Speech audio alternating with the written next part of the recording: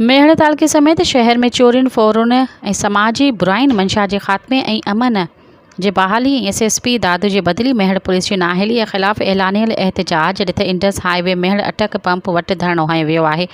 धरणे में मुख़्तलिफ़ तंज़ीमुनि जे अॻवाननि शिरकत कई, जंहिं जी अॻवानी शहरी तहाज जे चेयरमैन नियाज़ अली बुरड़ो करे रहियो आहे। हिन हवाले सां असां सां राब्तो कयो आहे अवामी न्यूज़ जे रिपोर्टर फ़ारूक महर। जी फ़ारूक, छा तफ़सीलात आहिनि आगाह कजो। जी त असीं इंडस हाईवे अटक पंप वटि मौजूदु आहियूं।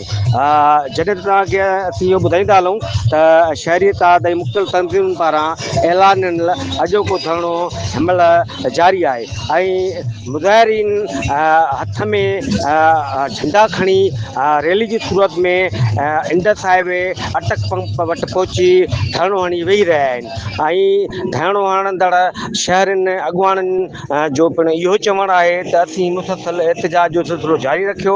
इन खां बाद असीं इहो बि मतिलबु मुतालबो कंदा आयासीं त आई जी सिंध ऐं लाॻापे इदारनि खां त हीउ नाल एसपी जेको हिते दादू ज़िले में रखियो वियो आहे उन हिते जेको ज़िले में अमन अमान लाइ का बि तहरीक न वरिती आहे ऐं जॾहिं त मुज़ाहिरनि जो पिणु इहो बि चवणु आहे त जेसि ताईं हीउ नाल एसएसपी बदिली न कयो वेंदो ऐं शहरनि खां जेके फुरूं धाड़ा जेके रिकवर न कराया विया आहिनि ऐं अगरि उन जी रिकवरी नथी असांखे ॾियारी वञे ओसी ताईं असांजो धरणो जारी रहंदो।